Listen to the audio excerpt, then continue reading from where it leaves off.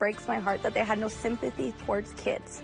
Our neighborhood reporter Leslie Solis speaking exclusively with a mother who was at the center of a raid in Wilder. She recounts the emotional moments she says the community will never forget. The victim of an alleged kidnapping plot in the Eagle Foothills appears in court face-to-face with his accused attacker. I felt like he just kind of forgot everything that happened. I'm your Eagle neighborhood reporter, Greenlee Clark, with updates from the court as the defendant enters his plea. In 2 weeks, SNAP benefits in Idaho could be put on pause. How local food banks and neighbors are helping to fill the gap. Connecting neighborhoods across the Treasure and Magic Valleys, telling stories from within our communities. This is Idaho News 6. Thanks for joining Idaho News 6. I'm neighborhood reporter Riley Shoemaker. Tonight, we're bringing you 2 exclusive interviews as families and law enforcement speak out following a federal raid at a Wilder horse track. Despite asking for support from the Department of Homeland Security, the Caldwell Police Department and Canyon County Sheriff's Office say they aren't happy with ICE. Here's senior reporter Don Nelson.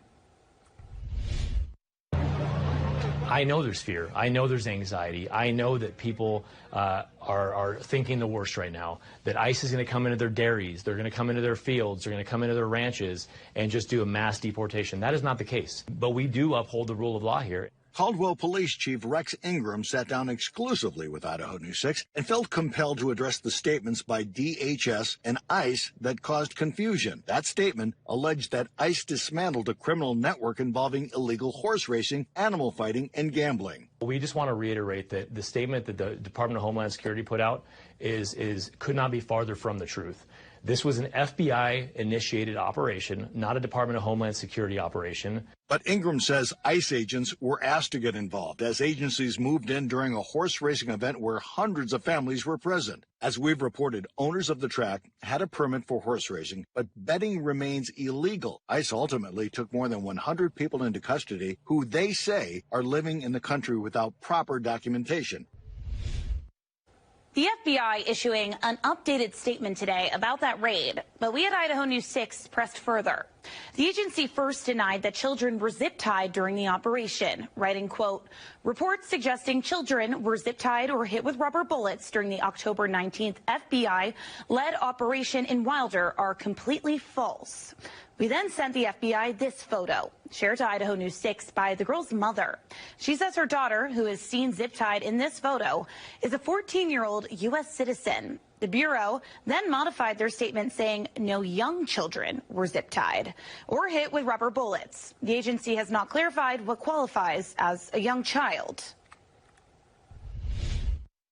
Many families impacted by the raid in Wilder still have questions as they process what happened. Why choose that place to arrest those people that they said were doing the illegal stuff? All those people were not doing illegal stuff. I'm our Caldwell neighborhood reporter Leslie Solis. In an exclusive interview, Annabelle Romero walks us through the moments she and her young children were separated and reunited.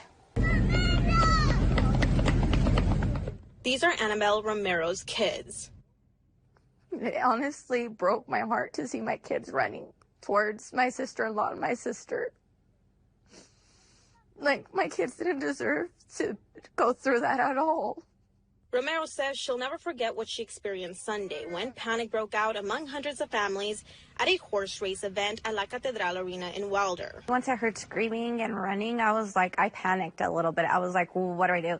I honestly, took off running with the people. I had my kids in the truck, and I just called my daughter, and I was like, don't get out of the truck. Keep the kids in there. I don't know what's going on. She says people sprinted towards the horse stalls to hide, not knowing what was coming next. Federal agents shouting, scattering the crowd, and tearing families apart. In the video shared with Idaho News 6, you can hear Annabelle exchange tense words with officers. Touch me!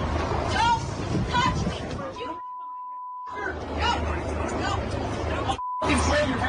They just told me to shut up, and they shoved me to the ground. I got kicked on the side. They brought the shoulder all the way back. They shoved my face into the horse shavings that were in the stall. I couldn't really breathe or anything, and they zip tied me. And I kept on telling them that I couldn't breathe. That's when reality hit. Her 6-year-old son with autism, 8 and 14-year-old daughters were still inside their truck, unaware of what was happening after she left them there to finish their meals. I was screaming for my kids and everything, and I saw my kids, and my 2 little ones ran up and were crying, and they're like, "Mom, we couldn't find you." They took us out of the truck with a gun. So they took my kids out at gunpoint, out of the truck. And my 14-year-old daughter was with them, and they actually dragged her out of that truck. Annabelle says while she and her daughter were zip-tied, her other children walked around offering water to others. While she says agents focus on asking for documentation instead of criminal history. Born and raised in Idaho, just like her kids, Annabelle says after hours of interrogation, her children were released. All that, like, it just breaks my heart that they had no sympathy towards kids. No sympathy. And all these people, they didn't care if it was criminals. All they wanted was the people that were illegal. That's all they wanted. They didn't care. While Annabelle says her family is now safe, they are navigating how to help her children with the trauma and how to face their fears and move forward. I'm our neighborhood reporter, Leslie Solis, Idaho News 6.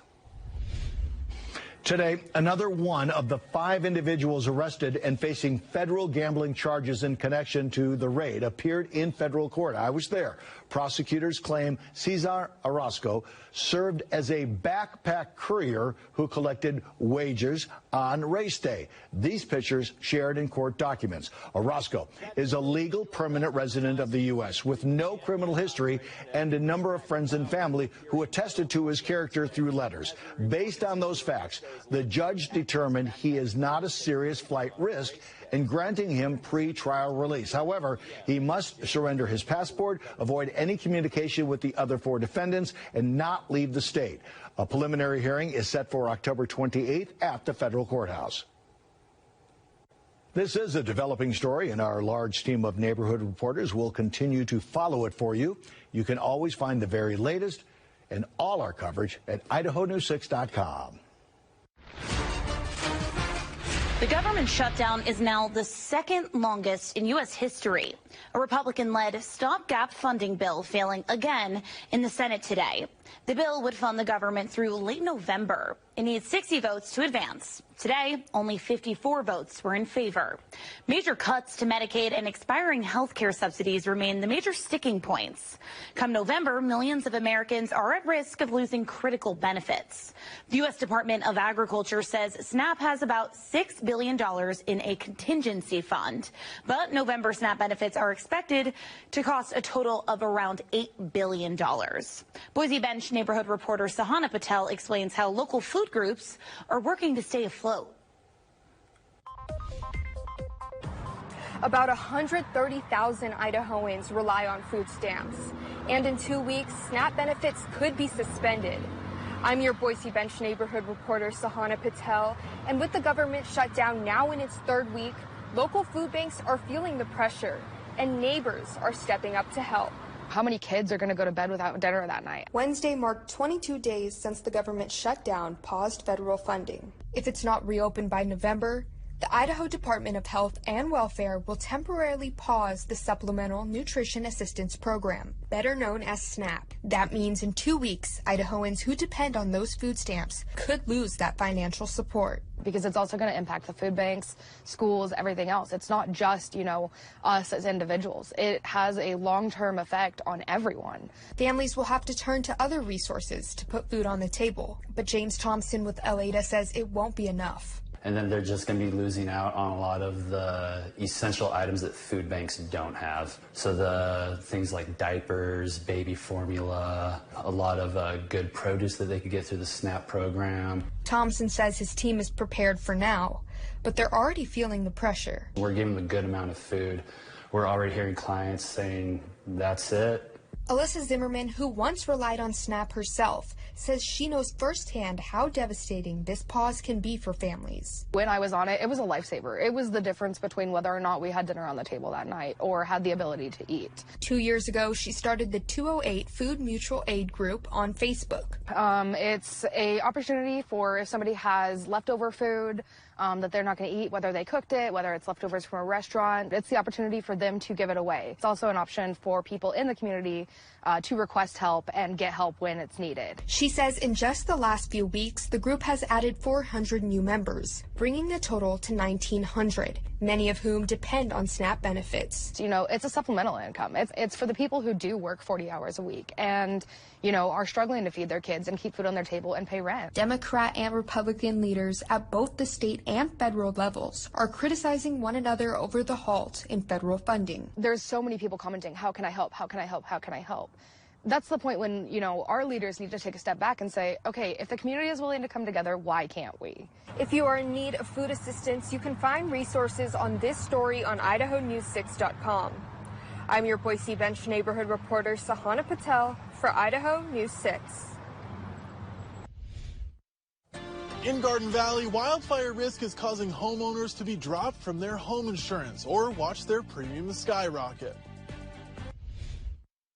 I'm Chief Meteorologist Scott Rovell. We've got a pretty impressive storm system moving in. Lots of moisture for the weekend. Significant snow is going to fall above 5,000 feet with accumulating snow on many roadways. I'm going to explain what's going to happen with that, plus the rain, how much we can expect in different locations of the valley, all coming up next. Idaho homeowners living in rural communities like here in Garden Valley are having trouble securing home insurance, especially at a reasonable price, as insurance companies cite wildfire concerns. I'm your neighborhood reporter Brady Caskey, talking with one homeowner who was dropped from coverage altogether and says the system needs to change. Fires here are a natural thing. You're standing in the woods, look around. David Hoffman has lived in Garden Valley for a decade and says the community is well acquainted with wildfires. But he was recently dropped from his homeowner's insurance after last year's active fire season. We're all being canceled. David tells me he's not the only one. People all across Boise County are in the same boat. He says once he was dropped, he called close to 20 insurance companies with no luck until he finally got an offer that would cost him thousands of dollars a year. I can't afford it. Boise County Sheriff Scott Turner tells me he gets phone calls from neighbors all the time asking for advice when they can't afford their rising rates or can't get insured at all. The answer is, they can't afford it, so therefore they just go without. He says given the area's elevated fire risk, Boise County helps neighbors make sure their properties are fire safe, but says insurance companies don't take those efforts into account. I don't really have an answer for these people because a lot of people are doing everything they can, and it's evidently still not enough. Even with the recent complex fires near Garden Valley in 2024, Boise County has a strong track record protecting homes.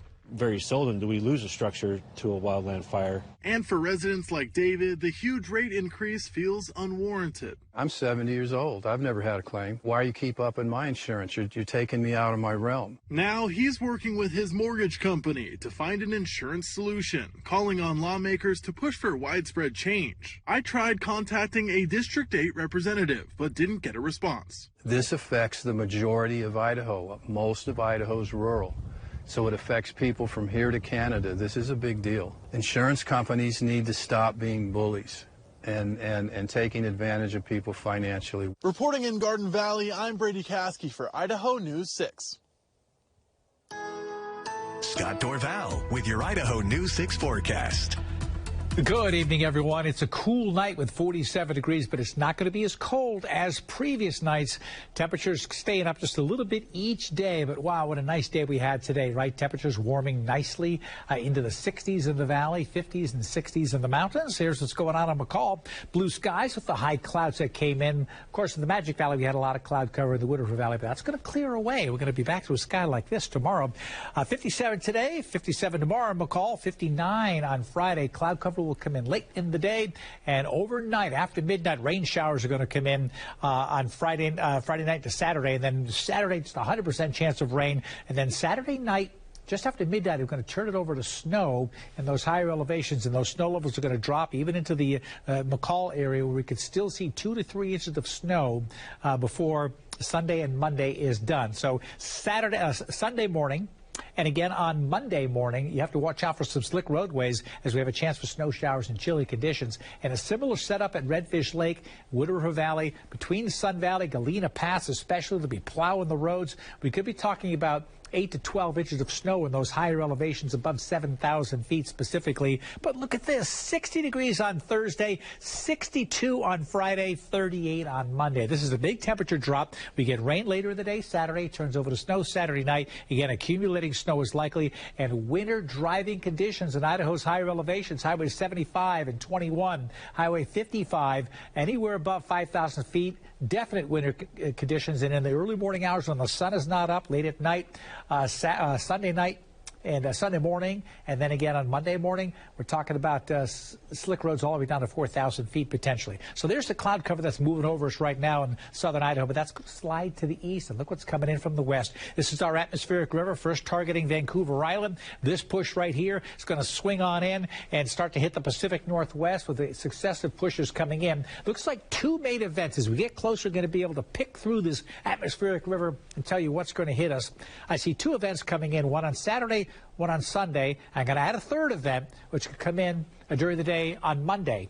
So we're going to watch this closely here. So mild temperatures are moving in. Oh, really comfortable conditions over the next couple of days. There's the front Friday night. Saturday, 6 a.m. It's already raining in the west central mountains, turning to snow in the higher elevations. Rain will come into the Treasure Valley pretty early in the morning. Magic Valley will be dry till almost midday, late morning we'll call it. That rain will sweep through in the mid-afternoon. It's pushing to the east, and so a good portion of the day on Saturday, wet in the southern part of the state. And this system here, it's starting to show up in all the computer models now on Sunday. We're in the cold air. Another system comes through. That would be a cold rain in the valleys and snow down to 4,000 feet on Sunday with that as it moves on through. And then we push ahead to Monday, and this disturbance is going to keep snow showers going in the higher elevations. So unsettled weather, certainly. Significant moisture, over 2 inches in the yellow areas in the central mountains. A lot of that in the form of snow, again, up to a foot in those higher elevations there. And then you get down to the ski areas, 8, 9 inches of snow. Get ready for it. It's on the way, and down to 4,000 feet. Some slick roadways out there, so just keep that in mind. Treasure Valley forecast for tomorrow and Friday looks nice. Tomorrow looks like mid-60s, mostly sunny skies. A beautiful day tomorrow, my pick day of the week for the Magic Valley. Temperatures around 60 degrees with a lot of sunshine. The extended forecast for the Magic Valley, the warmest day Friday. Showers later in the day on Saturday and into Sunday as well. Look how much colder, 45 degrees on Monday. Treasure Valley extended forecast is going to be wet on Saturday, especially morning to midday, and then Sunday afternoon, then again Monday afternoon after hitting 70 on Friday. An unsettled weekend ahead. In Ada County, an update from court as a man accused of kidnapping in the Eagle Foothills pleads not guilty. One of the men accused of kidnapping a teen in the Eagle Foothills appeared in court Wednesday afternoon, formally pleading not guilty. I'm your Eagle neighborhood reporter, Greenlee Clark, getting an exclusive reaction from the victim and his family. It felt very disrespectful. Felt like he just kind of forgot everything that happened. Like it hurt. It's like it's slap in the face. Idaho News 6 was the only outlet inside the Ada County courtroom as Devin Larson, one of two men charged in the Eagle kidnapping case, pleaded not guilty. Larson is charged with felony second-degree kidnapping and misdemeanor battery. He and co-defendant Steen Lamb are accused of luring Jordan Carrillo to the foothills, where prosecutors say they tased, tied up, and beat him for hours. After court, Carrillo told me he was prepared for a possible not guilty plea, but the decision still stings. It kind of hurt in a way, but nothing I can do about it. Both defendants are expected back in court on October 29th. At the Ada County Courthouse, I'm your Eagle neighborhood reporter, Greenlee Clark, for Idaho News 6. A Meridian teen is in custody tonight after he was arrested at Meridian High School. Police say they responded to a report from a concerned citizen regarding that teen's actions off of school campus. They intervened when he returned to school in the parking lot. Police also say he had weapons in his vehicle. The West Ada School District says classes continued without interruption. And police have not clarified what happened off campus. Ada County elections officials say they are better prepared than ever before. News 6 Allergy Report is brought to you by Boise Valley Asthma and Allergy Clinic.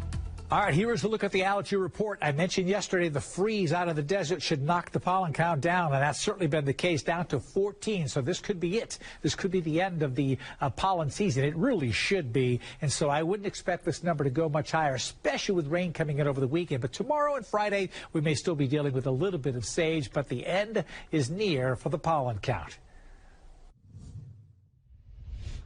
Ada County elections officials are stepping up their security and transparency through some pretty amazing technology. I'm senior reporter Roland Barris in Boise with what they have planned for this coming election. They unveiled their brand new elections headquarters today. It's in the same place as before, but completely revamped inside. Glass is everywhere, so the public can see all the activity going on inside. A giant monitor allows the public to see 59 views of the activity going on inside. All ballots are still on paper, but they're counted by machines in a secure room with no access to the internet, as always. Dedicated early voting sites across the county are already open, and they've received 4,500 absentee ballots already as well. Ada County Clerk Trent Triple says the newly revamped election headquarters both updates and consolidates what can be a complicated process. Our GPS tracked cages that have all of our elections equipment, anything that's sensitive in it, that's locked, and then we transport out to the precincts on election day. That's now all in-house, whereas we were having to transport that back and forth between multiple locations. The first round of Ada County election results will be released soon after the polls close at 8 p.m. November 4th. More updates are expected every 20 minutes or so after 9 p.m. Triple says they're expecting 27 to 30% turnout thanks to some big local races. At the Ada County elections headquarters, I'm senior reporter Roland Barris, Idaho News 6. Now we'll look outside from the Treasure Valley Chevy Dealers Tower Cam. Here's our final check at the forecast, starting with the Magic Valley. A couple of nice days for everybody. We're going into the 60s in Twin Falls on Friday. During the day, Saturday, showers will come in as the day progresses, especially in the afternoon. Another period of rain, sunny, and the temperatures dramatically dropping with a cold front down into the 40s, so it will get chilly. A cold rain could even mix with snow showers Monday for the Treasure Valley. Beautiful Thursday and Friday. A wet weekend with a period of rain Saturday, another one on Monday, which would be cold, and then drying out later in the week. For an update to this forecast, tune into Good Morning Idaho starting tomorrow morning at 5 a.m. I'll be back tomorrow evening with a complete update as well. Have a great night, everybody. Thanks for joining us, and we'll see you tomorrow night.